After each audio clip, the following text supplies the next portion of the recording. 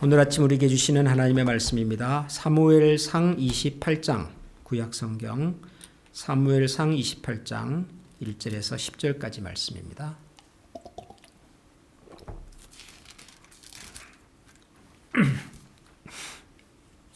사무엘상 28장 1절에서 10절까지를 우리 한 절씩 교독하겠습니다. 그때에 블레셋 사람들이 이스라엘과 싸우려고 군대를 모집한지라 아기스가 다윗에게 이르되 너는 밝히 알라. 너와 네 사람들이 나와 함께 나가서 군대에 참가할 것이니라. 다윗이 아기스에게 이르되 그러면 당신의 종이 행할 바를 아시리이다 하니 아기스가 다윗에게 이르되 그러면 내가 너를 영원히 내 머리 지키는 자를 삼으리라 하니 사무엘이 죽었으므로 온 이스라엘이 그를 두고 슬퍼 울며 그의 고향 라마에 장사하였고 사울은 신접한 자와 박수를 그 땅에서 쫓아내었더라. 블레셋 사람들이 모여 수넴에 이르러 진침해 사울이 온 이스라엘을 모아 길보아에 진쳤다. 사울이 블레셋 사람들의 군대를 보고 두려워서 그의 마음이 크게 떨린지라. 사울이 여호와께 묻자오되 여호와께서 꿈으로도 우림으로도 선지자로도 그에게 대답하지 아니하시오. 사울이 그의 신하들에게 이르되 나를 위하여 신접한 여인을 찾으라.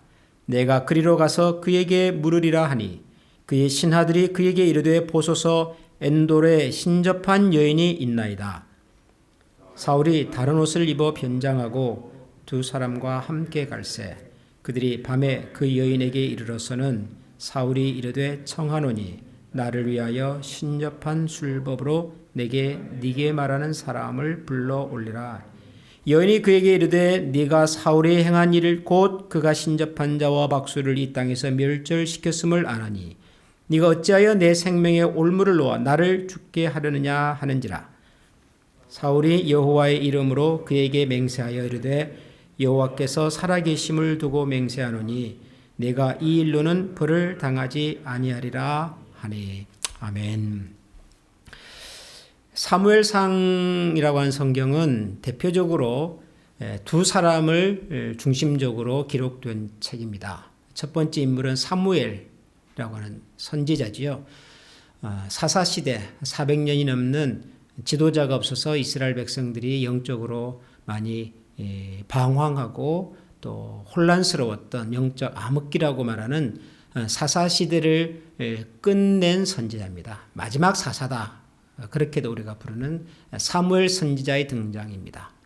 그 사무엘 선지자는 이제 사사시대가 끝나고 이스라엘의 왕들이 다스리는 왕국 시대를 연 핵심적인 인물이지요. 바로 그 사무엘의 등장과 사무엘의 활동을 기록하고 있습니다.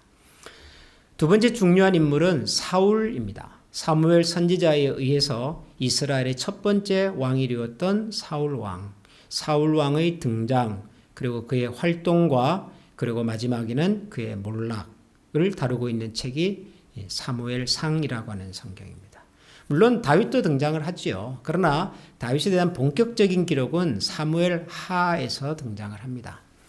자, 오늘 우리가 읽은 이 사무엘상 28장은 이제 이 사무엘상의 두 사람의 주인공 중에 한 사람이었던 사울의 이제 마지막 장면을 그리고 있는 부분입니다. 사울의 몰락 이렇게 말할 수가 있겠죠. 우리가 이미 알고 있는 것처럼 사울은 블레셋과의 전쟁터에 나갔다가 거기서 전사합니다. 아들 요나단도 거기서 전사를 하지요. 그럼으로써 사울은 이스라엘의 초대 왕이라고 하는 그런 영광스러운 자리로 시작을 했으나 아주 비극적인 인생을 맞이하고 말았습니다. 사울 왕의 몰락이라고 하는 아주 어둡고 슬픈 역사가 오늘 우리가 읽은 사무엘상 28장부터 마지막 31장에까지 나오는 주 내용입니다. 그런데 우리가 이 사울 왕을 생각할 때마다 늘 참 아쉬운 마음이 있죠. 왜냐하면 사울이 처음 등장할 때부터 그의 몰락이 이렇게 될 거라고 예상했던 인물이 아니었으니까요. 사울이 처음 사무엘 선지자를 만났을 때 장면을 한번 여러분들이 회상을 해보시면 정말 아름다운 장면이었습니다. 아름답고 순수한 장면이었습니다. 마치 드라마 속에 등장하는 참 주인공이 어린 시절 아주 순수하고 아름다웠던 시절 부모님, 동네 친척 어른들에게 이렇게 사랑도 받고 칭찬도 받고 그래서 밝게 자라던 모습을 이렇게 한번 돌아볼 때가 있잖아요. 마치 사울 왕을 생각하면은 그때 그 장면이 떠오릅니다. 아버지를 심부름을 이렇게 받고 잃어버린 나귀를 찾기 위해서 돌아다니던 그 참 착한 아들. 그리고 외모가 훤칠하지 않았습니까? 보통 사람들에게는 뭐 어깨 하나가 더 있을 만큼. 그래서 누가 봐도 참 저 친구 대단하다, 훌륭하다, 멋지다. 그런 얘기를 들을 수 있었던 아주 출중한 사람. 뿐만 아니라 사무엘과의 대화를 들어보면 참 겸손하기까지 했던 사람. 어느 것 하나도 참 부족함이 없는 정말 순수하고 미래가 기대가 되고 이 정도면 이스라엘의 지도자가 되기에 부족함이 없겠다라고 생각했던 사람입니다. 사울은. 그런데 그 사울이 이제 오늘 우리가 읽은 이 사무엘상 28장에 오면 참 비극적인 몰락의 길로 접어들고 있습니다. 블레셋과의 전쟁이 일어났고 그 전쟁터에 참여했던 사울은 블레셋 군대의 그 위용에 두려움을 느끼게 되었습니다. 도무지 자기 능력으로는 우리의 힘으로는 저 블레셋 군대를 이길 수 있다는 확신이 없는 그는 당연히 하나님에게 물었겠죠. 그래서 그는 하나님 앞에 가서 하나님 제가 이 전쟁을 어떻게 감당하게 됩니까? 라고 물었던 것 같습니다. 그러나 성경은 사울이 여호와께 물었으나 여호와께서 꿈으로도 우림으로도 선지자로도 대답하지 아니하였다 라고 기록을 하고 있습니다. 하나님을 믿는 사람들에게 있어서 가장 큰 징계와 심판이라고 할 수 있는 설명입니다. 하나님을 믿는 사람들이 건강을 좀 잃는다, 돈을 좀 손해를 본다, 사람들로부터 오해를 받는다. 물론 그것도 아픈 일이고 우리가 살아가면서 참 짊어져야 할 아주 무거운 삶의 무게인 것은 맞습니다. 그러나 이 모든 것들은 끝이 있죠. 해결의 방법을 찾아낼 수 있습니다. 단지 시간이 필요하고 기다림이 필요하고 인내가 필요할 뿐이죠. 하나님과의 관계가 이어져 있고 하나님의 은혜와 사랑이 머무는 한 우리가 생기는, 우리가 보는, 우리가 경험하는 삶의 무거운 짐들은 해결해 냅니다. 그러나 절대로 극복 안 되는 해결될 수 있는 한 가지 아픔이 그리고 징계가 있다면 그것은 하나님과의 단절인 거죠. 선지자를 통해서도 꿈으로도 우림과 tum임으로도 어떤 방법으로도 하나님의 뜻을 알 수가 없고 하나님의 말씀을 가슴에 담지도 못하고 교제도 안 되고 모든 것이 단절된 상황. 이거야말로 사울의 인생에 있어서 가장 큰 아픔이라고 말할 수가 있겠습니다. 결국 그 사울은 하나님께서 말씀해 주지 않자 신접한 여인을 찾습니다. 무당을 찾습니다. 하나님께서 명백하게 그만 그리고 실제로 자기도 이 무당 신접한 여인들을 다 쫓아내었던 그런 전력이 있는 왕이었는데도 불구하고 자기가 쫓아냈던 신접한 여인을 자기 스스로 찾아갑니다. 엔돌에 있는 신접한 여인을 찾아서 사무엘, 세상을 떠난 사무엘을 불러달라고 요청을 하지요.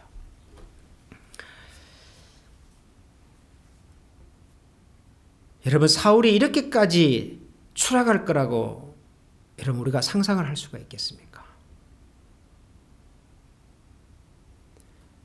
전쟁을 앞두고 두려워서 도망갈 수도 있죠. 지도자가. 전쟁을 하다가 패배할 수도 있겠죠. 그리고 심지어는 포로로 잡혀가서 말할 수 없는 모욕을 당할 수도 있겠죠.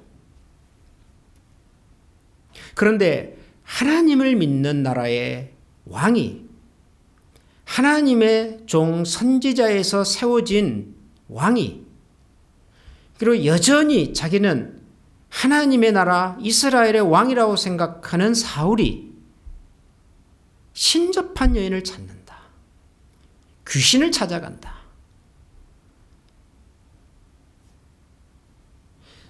그러니까 우리가 요즘 뉴스에 보면은 넘지 말아야 될 선을 넘었다 이런 표현이 나오잖아요.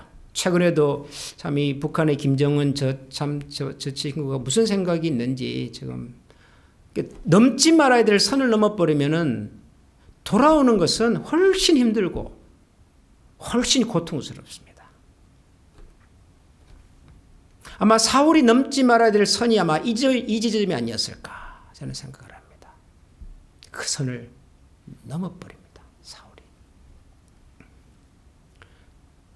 어쩌다가 사울이 이렇게 됐을까요, 여러분? 여러분, 사울이 왜 이렇게까지 추락하게 됐다고 생각을 하십니까? 성경을 읽어보면 물론 하나님을 끝까지 잘 섬기는 사람들도 있고 때때로 실패도 하고 좌절도 하고 방황도 하고 그런 사람들도 있습니다. 성경에는 정말 다양한 사람들이 있습니다. 그런데 참 잘못된 길로 떨어져서 결국 참 비극적으로 인생을 마친 사람들을 가만 들여다보면 그 사람들에게도 소위 기회가 있습니다. 기회. 돌이킬 수 있는, 중단할 수 있는, 멈출 수 있는, 다시 돌아갈 수 있는 그런 기회가 주어집니다. 그런 기회가 우리가 생각하는 것처럼 이게 기회다 그렇게 찾아오지는 않아요. 누가 봐도 이게 기회구나, 이게 로또구나 이렇게 오지는 않아요. 그러나 정말 하나님 앞에서 자신과 하나님을 깊이 묵상해 보면 이것이 하나님께서 나로 하여금 뭔가를 리디렉트하게 만드는 기회로 주시는 거구나 하는 것을 알 수가 있습니다. 시그널이 있는 거예요. 시그널이 그 속에. 하나님은 모든 사람들에게 시그널을 주셔요. 문제는 어떤 사람은 그것을 시그널로 이해하고 받아들이고 준비하고 개선하고 바꾸는가 하면 어떤 사람은 시그널로 이해를 못하는 거죠. 받아들이지를 않는 거죠. 갑자기 막 눈이 오고 막 그러잖아요. 어제까지 굉장히 쾌청했던 날씨에 우리는 갑자기 눈이 내린다라고 말을 합니다. 그러나 전문가들은 미리 예보를 하잖아요. 뭘 보고 예보를 할까요? 어제까지 하늘에 그렇게 맑았는데 무슨 10시간 후에 눈이 온다고 그걸 무슨 수로 압니까? 전문가들은 뭘 보고 알까요? 시그널을 찾는 거예요. 시그널을. 우리 지역의 겨울철에 바람은 대개 북서쪽에서 오는데 북서쪽에서 오는 저쪽 동네의 상황이 어떤지를 미리 보는 거죠. 그쪽에 지금 수증기가 많이 올라가 있는지, 기온이 올라갔는지 내려갔는지. 우리 지역의 기후에 영향을 미치는 것은 또 저 멕시코만에 있는 따뜻한 바다 아닙니까? 저쪽에 있는 따뜻한 공기는 힘이 얼마나 센지 약한지 이런 걸 또 보는 거죠. 여러 가지들을 분석해 보면서 이런 현상이 나타나겠구나라고 판단하는 시그널들이 있는 거예요. 곳곳에. 그러면 그것을 보고 지금 당장은 아니지만 10시간 후에는 이런 일이 일어날 것이다 라고 예측을 하는 거죠. 우리는 못 봐요. 우리는 전문가가 아니니까요. 전문가들은 보는 거죠. 시그널을. 우리 인생에 하나님께서 시그널을 주셔요. 이게 지금 온도가 올라가는지 내려가는지, 바람이 강하게 불 건지 약하게 불 건지. 문제는 뭐냐 하면 우리의 영적 이 감각이 무뎌져 버려서 하나님이 주시는 시그널로 받지를 못하는 거죠. 사울이 엔도르의 신접한 여인을 찾아갔다고 하는 것은 정말 이 성경을 기록한 분도 아마 쓰기 싫었을 아마 내용이었다고 저는 생각을 합니다. 아니 어떻게 하나님을 믿는 나라의 지도자가 사울 왕이 거짓말을 할 수도 있습니다. 사람을 죽일 수 있습니다. 재산을 탈취할 그럴 수 있어요. 도덕적으로. 그러나 어떻게 하나님을 믿는 사람이 신접한 여인을 찾아가서 죽은 사무엘을 불러달라고 얘기를 할 수 있냔 말이에요. 이거를. 상상도 할 수 없는 이야기를 사울이 했습니다.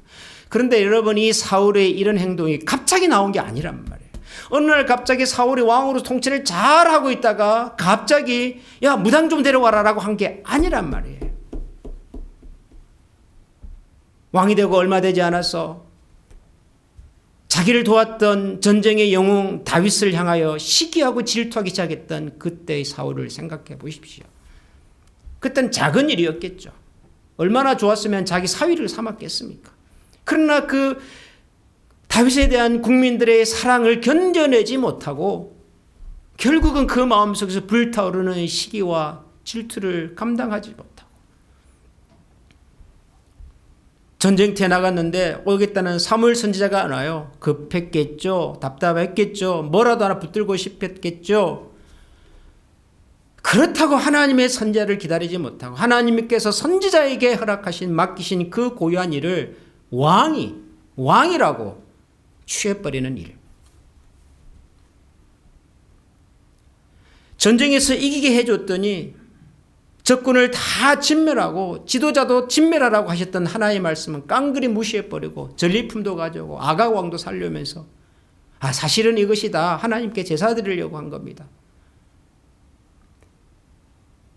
하나하나는 그럴 수 있습니다. 하나하나는 이해할 법도 해요. 그러나 이런 것들이 쌓이고 누적이 되면 나중에는 어디까지 갈까요? 신접한 여인을 찾는 자리까지 가는 거죠. 우리는 하나님이 주시는 시그널을 잘 파악하고 사는 사람들일까요? 우리가 가지고 있는 영적인 예민함과 감수성은 여러분 깨끗하고 준비되어 있을까요? 하나님께서 우리에게 때로는 말씀으로도 말씀해 주시고요. 때로는 우리 주변의 환경을 통해서도 말씀해 주시고요. 때로는 내 마음속에 일어나는 여러 가지의 생각들을 통해서도 하나님께서 우리에게 시그널을 주신다고 저는 생각합니다. 꿈으로도 우림과 둠밈으로도 선지자로도 평소에는 하나님 말씀하시는 거예요, 이게. 근데 말씀을 하셔도 듣지 못할 때가 있는 거죠, 우리가. 그러면 우리도 사울처럼 말도 안 되는 자리에서 말도 안 되는 일을 그리고 말도 안 되는 생각을 하는 사람이 될 수가 있죠. 하나님께서 우리에게 주시는 지금의 시그널이 뭔지를 우리가 잘 분별할 수 있으면 좋겠습니다. 우리 개인적으로도 또 우리 교회적으로도 우리가 살아가는 이 세상을 향해서도 어둡고 무서운 시그널만 있는 건 아니죠. 우리에게 뭔가 희망과 기쁨을 주는 시그널도 있지 않겠습니까? 하나님, 오늘도 저의 마음을 깨끗하게 밝혀주시고 제 속에 있는 여러 가지의 좀 어둡고 둔하고 그리고 혼탁한 생각들을 하나님의 영으로 깨끗하게 지워주시고 마음이 청결한 자가 복이 있나니 저는 하나님을 볼 것이다. 오늘도 그런 마음으로 우리 내면을 새롭고 정결케 하여 주시옵소서.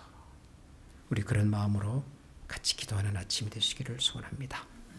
기도합시다. 하나님, 사울의 몰락을 읽는 저희들의 마음도 참 슬프고 아픕니다. 누군들 한 사람의 지도자가 이렇게 정말 추한 모습으로 떨어지는 것을 반길 수가 있었겠습니까?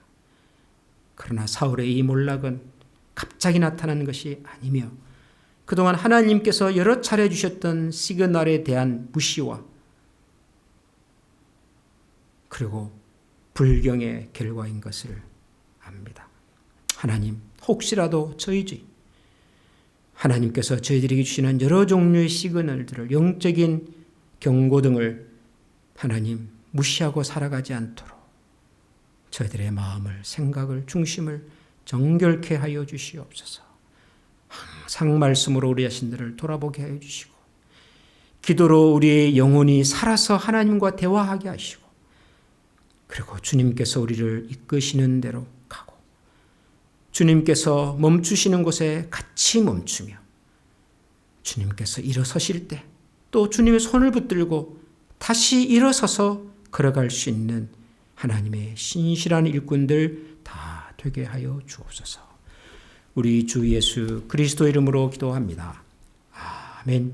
하늘에 계신 우리 아버지, 아버지 이름을 거룩하게 하시며 아버지의 나라가 오게 하시며 아버지의 뜻이 하늘에서와 같이 땅에서도 이루어지게 하소서. 오늘 우리에게 일용할 양식을 주시고 우리가 우리에게 잘못한 사람을 용서하여 준 것 같이 우리 죄를 용서하여 주시고 우리를 시험에 빠지지 않게 하시고 악에서 구하소서. 나라와 권능과 영광이 영원히 아버지의 것입니다. 아멘.